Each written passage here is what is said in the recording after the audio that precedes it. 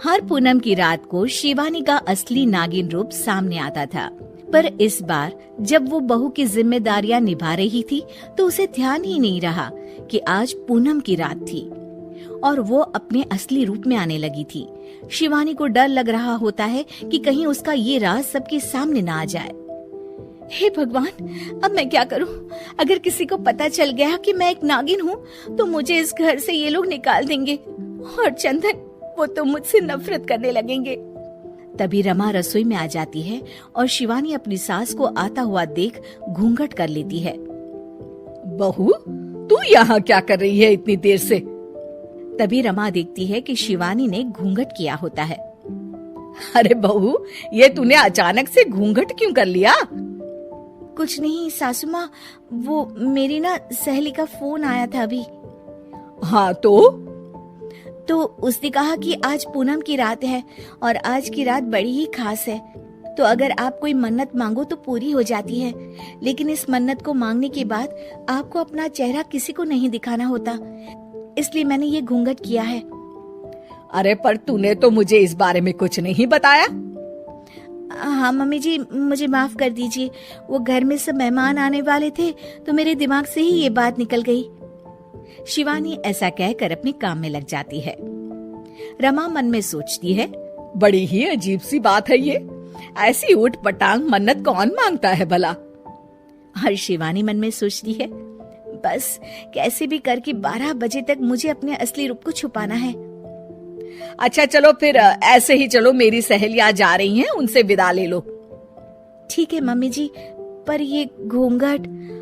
हाँ, मैं समझा दूंगी उन्हें कि तुम्हारी ये कुछ अनोखी सी मन्नत है। शिवानी अपनी सास के पीछे चल रही होती है, पर उसका निचला शरीर अब नागिन का रूप ले लेता है। वो मन में सोचती है, हे भगवान, अब मैं क्या करूं? ऐसे तो मैं बाहर नहीं जा सकती, मुझे यहाँ से जाना ही पड़ेगा। रमा पीछे मुड़कर देखती है तो शिवानी गायब होती है।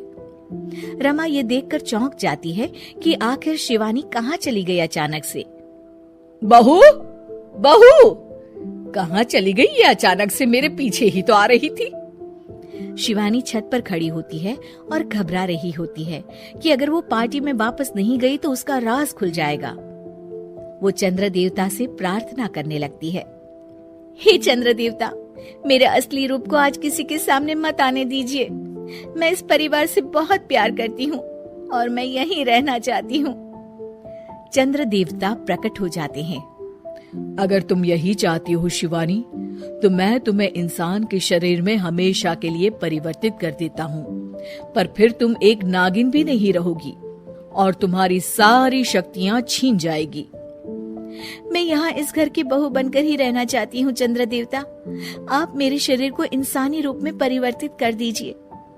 चंद्रदेव शिवानी को एक इंसान बना देते हैं और वो अब नागिन नहीं रहती। वो जल्दी से नीचे पार्टी में जाती है। अरे बहू, कहाँ गई थी? क्या हो गया था तुम्हें? मम्मी जी, वो छत पर थी, मौसम खराब हो गया था ना, तो कपड़े बाहर सूख रहे थे, सोचा उतार लाऊं।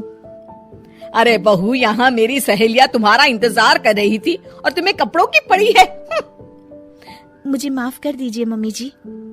पार्टी खत्म हो जाती है और शिवानी बहुत थक जाती है। शिवानी, घर की सफाई कर देना, बहुत ही गंदा हो गया है पार्टी के बाद। जी मम्मी जी। शिवानी इतनी थकान के बाद भी घर की सफाई में लग जाती है। सच में एक सामान्य बहू बनना भी बड़ी ही मुश्किल का काम है। अगर चंदन से प्यार न किया होता तो कभी बहू नहीं बनती।